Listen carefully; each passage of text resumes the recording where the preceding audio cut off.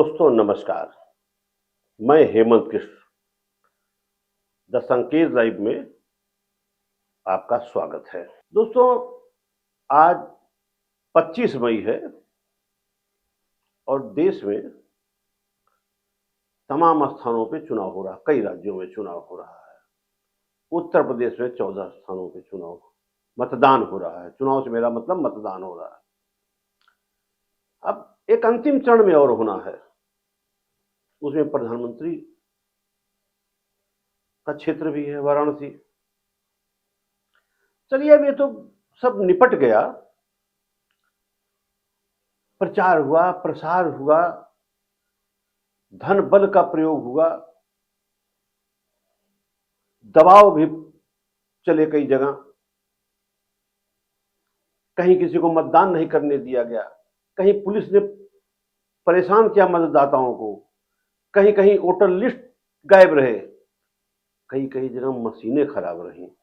अब तो जो है सब मत बंद है। तो ईवीएम में जो सब कैद हो गए हैं मत, ये कब खुलेंगे? ये 4 तारीख खुलेंगे और फैसला भी हो जाएगा कि किसकी सरकार बनेगी। लेकिन इस दौरान क्या क्या बिका, क्या क्या उड़ा, क्या क्या फैलाया गया, मंगलसूत्र बिके, ठकाठक बटे, फटाफट गए, सब उपयोग किया गया। मुद्दे क्या थे? महंगाई का मुद्दा रहा, बेरोजगारी का मुद्दा रहा, महिला सशक्तिकरण का मुद्दा रहा। हमने इस बीच उत्तर प्रदेश के कई इलाकों का दौरा किया है, तमाम लोगों से मिले हैं। एक जो मुद्दा शुरू में चला, संविधान बचाने का, अब संविधान बचाने की जिम्मेदारी किस पर है, इस पर खूब चर्चा हुई। विपक्ष ने यानी इंडिया गठबंधन ने आरोप लगाया कि अगर बीजेपी गठबंधन की 400 सीटें आ गई तो संविधान बदल दिया जाएगा, आपको मताधिकार के प्रयोग से वंचित कर दिया जाएगा। तो वहीं एनडीए गठबंधन ने कहा कि ऐसा कुछ भी नहीं है, ये झूठा प्रचार किया जा रहा है। तो मुद्दे तमाम उठे, क्षेत्रवाद, जातिवाद, धर्म के नाम पर वोट मांगे गए। अब भाजपा ने महिला सशक्तिकरण को मुद्दा बना के उठाया, तो विपक्ष ने भाजपा गठबंधन को याद दिलाया कि देश में महिलाओं की अस्मिता सुरक्षित नहीं है, बलात्कार हो रहे हैं, मणिपुर उबल रहा है।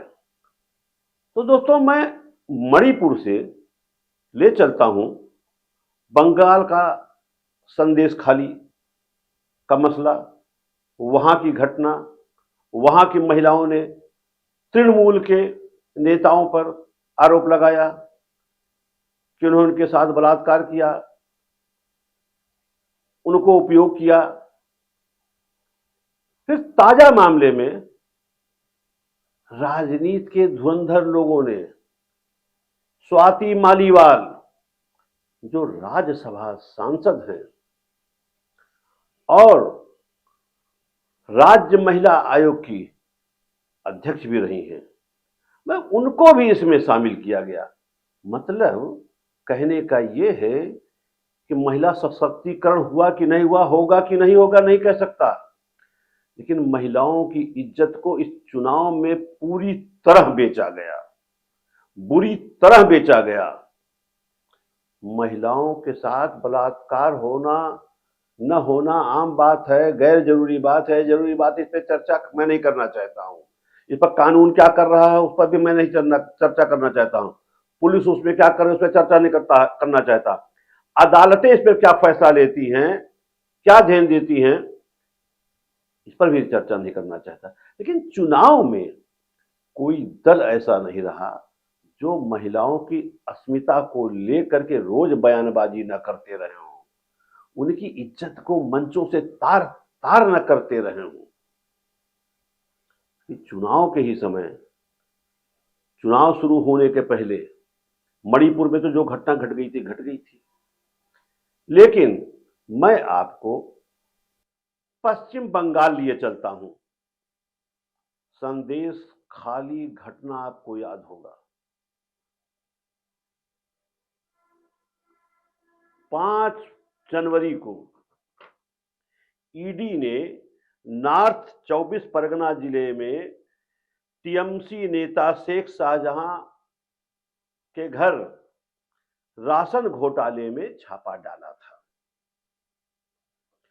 वहां लोगों ने ईडी की टीम पर, जिन्हें टीएमसी के कार्यकर्ता बताए जाते हैं, उन पर हमला भी किया। एक घटना हुई। फिर साहब 8 फरवरी को, एक महीने बाद, संदेश खाली की महिलाओं ने शाहजहां, उत्तम सरदार और शिबू हजारे के ऊपर यौन उत्पीड़न का आरोप ही नहीं लगाया, बल्कि प्रदर्शन किया। टीएमसी के खिलाफ प्रदर्शन हुआ। फिर 10 फरवरी को टीएमसी ने उत्तम सरकार को 6 साल के लिए पार्टी से बर्खास्त कर दिया, निकाल दिया, और उस क्षेत्र में, संदेश खाली क्षेत्र में, धारा 144 लागू किया। फिर साहब 12 फरवरी को बंगाल के गवर्नर सीवी आनंद बोस ने संदेश खाली में पीड़ितों से मुलाकात की और उन्होंने कहा, रविंद्रनाथ टैगोर की धरती पर मां बहन के साथ ऐसी घटना घट रही है, ये बहुत दुखद है। अब देखिए, ऐसा तो नहीं कि संदेश खाली में महिलाओं के साथ कोई घटना घटी होगी, पूरे बंगाल में घटी होगी, पिछले 5 सालों में बहुत घटी होगी। तब वहां के राज्यपाल को दर्द नहीं हुआ, तमाम घटनाएं घटी होंगी, तब उस पर उन्होंने संज्ञान नहीं लिया। बहरहाल 13 फरवरी को कलकत्ता हाई कोर्ट के जस्टिस अपूर्व सिन्हा ने स्वतः इस घटना का संज्ञान लिया और सरकार को 1 हफ्ते के अंदर रिपोर्ट दाखिल करने का आदेश दिया। 14 फरवरी को संदेश खाली जाने के दौरान भाजपा नेताओं और पुलिस में झड़प हुई। यानी संदेश खाली में भाजपा नेता उस घटना पर देखने, सुनने, विचार करने के लिए पहुंच रहे थे, जहां टीएमसी नेताओं पे आरोप है कि उन लोगों ने उस पर हमला किया। भाजपा के प्रदेश अध्यक्ष और मालूघाट सांसद सुकांत मजूमदार वहां बुरी तरीके हमले में घायल भी हुए। साहब 15 फरवरी को मुख्यमंत्री ममता बनर्जी ने विधानसभा में कहा, संदेश खाली आरएसएस का गढ़ है और ये सब वहां से साजिश हो रही है। वहां 7-8 साल पहले भी दंगे हुए थे और इन्हीं आरएसएस के कार्यकर्ताओं के, नेताओं के उकसाने पर वहां घटना घटी थी। बहरहाल वहां ताजा घटना में 17 लोग तब तक गिरफ्तार हो चुके थे, लेकिन शेख शाहजहां अभी भी फरार था, जिसके ऊपर गंभीर आरोप थे महिलाओं से बलात्कार करने के लिए, जमीन हड़पने के। बहरहाल 16 फरवरी को फिर बीजेपी की 6 सदस्यीय टीम संदेश खाली जाने की कोशिश किया, लेकिन पुलिस ने उन्हें वहां रोक दिया। 15 फरवरी को इस टीम का गठन नड्डा जी ने किया था, जो भाजपा के राष्ट्रीय अध्यक्ष हैं। साहब 17 फरवरी के टाइमलाइन पे आपको ले आता हूं। बंगाल पुलिस ने टीएमसी नेता शिबू हजारा को गिरफ्तार कर लिया। इसमें गिरफ्तार लोगों की संख्या 18 हो गई। 17 पहले गिरफ्तार कर लिए गए थे। शिबू को 8 दिन की पुलिस कस्टडी में जेल भेज दिया गया। 19 फरवरी को सुप्रीम कोर्ट ने इसी मामले में यानी संदेश खाली मामले में एक याचिका दायर हुई थी, उसको खारिज कर दिया। सुप्रीम कोर्ट ने कहा कि मणिपुर में जो घटना घटी थी वो संदेश खाली घटना से जोड़कर नहीं देखा जाना चाहिए, ये घटना अलग है, वो घटना अलग है। इस पर हाई कोर्ट खुद ऑर्डर जारी करेगा। 20 फरवरी को कलकत्ता हाई कोर्ट ने बंगाल सरकार को झाड़ लगाई, डांट पिलाई। तब कहीं जाकर के 21 फरवरी को बंगाल के डीजीपी राजीव कुमार संदेश खाली पहुंचते हैं। यानी घटना 5 जनवरी की है और 21 फरवरी को लगभग 1.5 महीने बाद डीजीपी वहां पहुंचते हैं। फिर जो हाई कोर्ट ने लगातार लड़ाई, उसका असर यह हुआ कि 29 फरवरी को शाहजहां शेख को बंगाल में ही गिरफ्तार कर लिया गया और जेल भेज दिया गया। कहने का मतलब है कि घटना घटी, क्या हुआ, कैसे हुआ, लेकिन इस पूरे मामले का राजनीतिकरण किया गया। महिलाओं को आज भी अभी तक क्या मदद मिली नहीं कह सकता हूं, लेकिन उन महिलाओं की अस्मिता को मंचों से, राजनीतिक मंचों से बेचा गया, वोट बनाया जाने लगा। अब जो ताजा घटना है, एक मामला आया कि संदेश खाली मामले में जिस महिला जो बीजेपी की नेता थी, सदस्य थी, सीरिया परवीन ने अब उलट भाजपा पर आरोप लगा दिया है कि संदेश खाली की सारी घटना मनगढ़ंत थी। इसमें पैसा देकर के, महिलाओं को बरगला करके तृणमूल के खिलाफ एक साजिश रची गई और शेख शाहजहां के ऊपर ये आरोप लगाया गया। और ये महिला भाजपा की जो नेता थी, सदस्य थी, भाजपा छोड़ करके वो तृणमूल कांग्रेस में शामिल हो गई।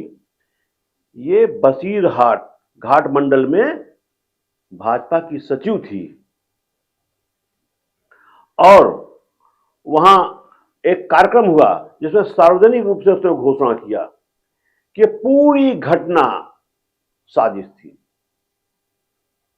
दोस्तों, मेरा यह कहना है कि चुनाव अपनी जगह है, सरकार किसी की बनेगी, किसी की नहीं बनेगी।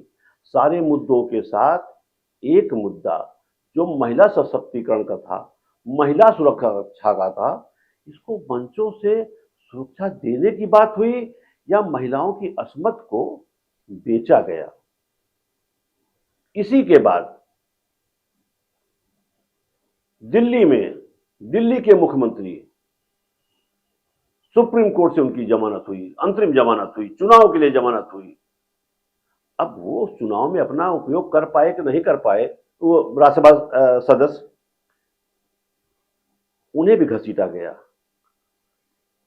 उन्होंने भी आरोप लगाया कि मुख्यमंत्री आवास पर उनके साथ बदतमीजी हुई, उनके कपड़े फाड़े गए, खींचा गया, पीटा गया, पेट में लात मारा गया। अब ये साजिश का हिस्सा है नहीं है, ये तो अदालत तय करेगी, पुलिस तय करेगी। लेकिन महिला को यहां भी प्रयोग में किया गया, वो भी चुनाव में प्रयोग किया गया। भाजपा के नेताओं से अनर्गल आरोप लगाए गए और ये कल्प्रिट देर सवेर मालीवाल भी भाजपा में शामिल हो जाएंगे। जैसे पश्चिम बंगाल में रिसिया परवीन, जो भाजपा की नेता थी, वो तृणमूल कांग्रेस में शामिल हो गई। अब सीरिया का कहना यह है कि उसका उपयोग किया गया, उसको पैसा दिया गया, साजिश रचाया गया। अरे बहन, तुमने अगर साजिश रचा तो ऐन चुनाव के मौके पर कैसे तुम्हें अकल आ गई? और ऋषिया ने भाजपा ज्वाइन कर लिया। तो महिलाएं भी महिलाओं के विरोध में खड़ी हो रही हैं। कुल मिलाकर के भारत जैसे देश में जहां महिलाओं को माता बहन को देवी का रूप दिया जाता है, अब उन्हें चुनाव में उपयोग किया जाता है। उनकी अस्मिता को, उनके सम्मान को, उनके मान को मंचों से बेचा जाता है। बहुत घृणित काम हुआ है। घृणित नहीं, बहुत ही ज्यादा दर्दनाक घृणित महिलाओं के साथ हुआ। और घटना तो कुछ महिलाओं के साथ हुआ होगा, बलात्कार कुछ महिलाओं के साथ हुआ होगा, मणिपुर में घटना घटी होगी, पश्चिम बंगाल की विधानसभा में, राज्य में घटना घटी होगी, लेकिन संपूर्ण नारी जाति का अपमान हुआ है इस चुनाव में। और महिलाओं को इस बात का ध्यान रखना चाहिए कि उनकी अस्मिता पर जो भी दल, जो भी नेता मंच से बेच रहे हो, उनके खिलाफ खड़ा होना पड़ेगा। कि चुनाव में महिलाओं को लेकर कोई अनर्गल बयानबाजी, अनर्गल साजिश नहीं किया जाना चाहिए। दर्द होता है, दुख होता है जब हमारे बड़े बड़े नेता मोदी जी, शाह जी साजिश रचते हैं, महिलाओं का अपमान करते करवाते हैं, बातें खुलती हैं, जैसे पश्चिम बंगाल में खुल गया। उन्हीं के नेता ने आरोप लगा दिया कि वहां महिलाओं के साथ कोई घटना नहीं घटी थी, संदेश खाली में कोई घटना नहीं घटी थी। संदेश खाली की घटना को घटवाया गया था, अनर्गल आरोप लगाया गया था। पश्चिम बंगाल की मुख्यमंत्री ममता बनर्जी हैं। साबित यह करना था भाजपा को कि जिस प्रदेश की मुख्यमंत्री महिला हो, उस प्रदेश में महिलाओं की अस्मिता सुरक्षित नहीं है। इसी पे पूरी राजनीति पश्चिम बंगाल में की गई। और भाजपा की एक नेता ऋषिया ने भाजपा की कलाई खोल दी, बखिया उधेड़ दी। इस पर बयान देना चाहिए शाह को भी, प्रधानमंत्री नरेंद्र मोदी को भी। मेरा निवेदन है कि समाज को इस बारे में सोचना होगा। हम जन सामान्य को सोचना होगा कि जब भी मंचों से हमारे देश की महिलाओं की अस्मिता नीलाम की जाए, तो वहीं से उन नेताओं के खिलाफ नारेबाजी होनी चाहिए, उन्हें रोका जाना चाहिए। जय हिंद, जय भारत।